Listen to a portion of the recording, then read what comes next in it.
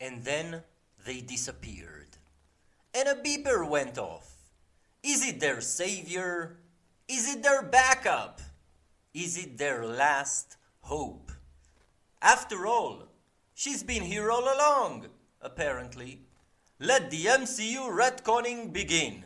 Hi everybody, and welcome back to the Retroactive MCU Review. I am your creator, shape-shifting host, Mr. Boring. Captain Marvel burst onto the scene in 2019 as one of the latest additions to the Marvel Cinematic Universe, starring Brie Larson as Carol Danvers, a former US Air Force pilot turned intergalactic superhero.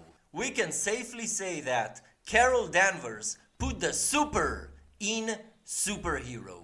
So OP. Captain Marvel, set in the 1990s and follows the journey of Carol Danvers, a Kree warrior with no memory of her past on Earth, even though she looks really human. The Kree are locked in a battle with the shape-shifting Skrulls, and Carol finds herself on Earth as part of this conflict. During her time on Earth, she uncovers her past as a human named Carol Danvers and joins forces with a young and promising Nick Fury and an even younger Phil Coulson. Love seeing Coulson at any capacity. Together, they are joined forces to thwart the Skrulls' plan. The film explores Carol's journey to self-discovery, removing any physical or psychological limitations, helping her realize the extent of her powers and her role in the Kree-Skrull conflict. Ultimately, she becomes Captain Marvel, a powerful superhero capable of interstellar feats. She's powerful, if not the most powerful. Captain Marvel received mixed reviews from both audiences and critics, which is a departure from many MCU films that are often universally praised. Here are some of the main points of criticism. Brie Larson's performance. One of the most significant criticism focused on Brie Larson's portrayal of Carol Danvers. Some viewers found her performance to be lacking in emotional depth and charisma. They argued that her character didn't have the same level of charm and complexity as other MCU leads like Tony Stark or Steve Rogers. Pacing and structure. The film's pacing was uneven, especially in the first act. The non-linear storytelling and flashbacks made it hard for some viewers to engage with the narratives, like yours truly. The movie's structure made it challenging to connect with the character and her journey. The film's villains, the Skrulls and the Kree, were seen as somewhat underdeveloped. This resulted in a lack of a compelling antagonist, which is a common issue in superhero movies. Before the film's release, Brie Larson commented on the lack of diversity in film. That criticism and her push for greater inclusivity sparked controversy. Some fans found her political stance divisive and felt it overshadowed the movie itself. The MCU retconning. This was the beginning. Captain Marvel introduced a significant retcon to the MCU by changing the origin of Nick Fury's eye injury. All of a sudden, she's been there all along. The Tesseract and that accuser guy Ronan make a special guest appearance. Because why not? We see how Fury came up with the Avengers Initiative and why it was named like this.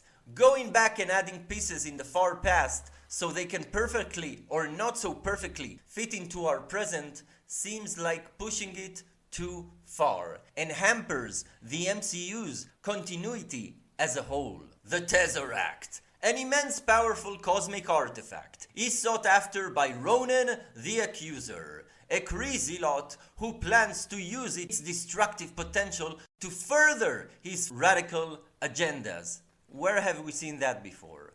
Carol Danvers, initially a member of the Kree Star Force, possesses tremendous power due to an accident that happened while she was piloting an aircraft, crashes after an encounter with an energy core, the Tesseract. The explosion of the energy core causes the fusion of her human DNA with Kree DNA, granting her superhuman strength, speed, endurance, and the ability to fire photon energy blasts from her hands. She is a walking, talking bomb, literally. The Kree suppressed her true potential, convincing her she was solely a Kree warrior known as Veers. Her powers were restrained using an inhibitor device on her neck, preventing her from realizing her full abilities. Upon discovering her true identity and breaking free from the Kree control, she unleashes her full potential and confronts Ronan, ultimately eliminating his force and his destructive plans and becoming the powerful hero, the most powerful hero, known as Captain Marvel.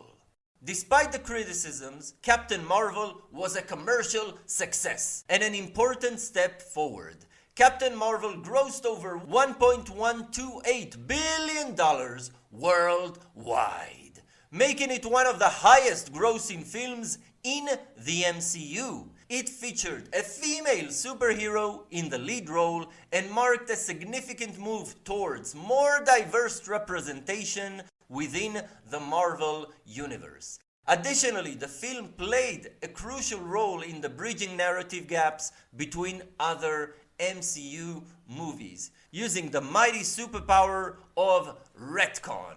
Brie Larson's bland, emotionless performance may not have resonated with everyone. The film's exploration of Carol Danvers' journey of self-discovery and her growing into her powers is an essential aspect of her character's development. Shame we couldn't see any likable personality traits. Captain Marvel is a complex film, as it was tasked with not only introducing a character, but also with addressing several interconnected plot points within the MCU, some of which were forced upon us. While it received criticism in various areas, it remains a significant moment in the franchise's history. As the MCU continues to expand, Captain Marvel and Carol Danvers are poised to play an essential role in the evolving narrative. And so, Carol leaves Earth because of plot, the plot. And more than 20 years later, that beeper sounds.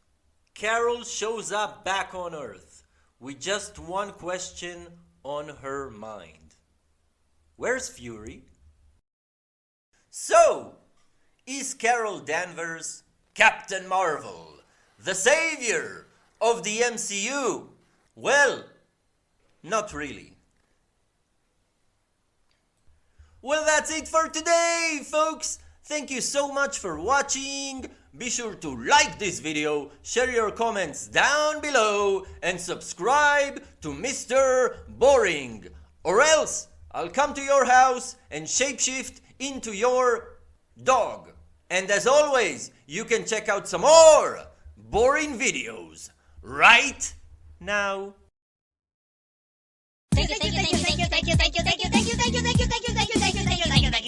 Thank you.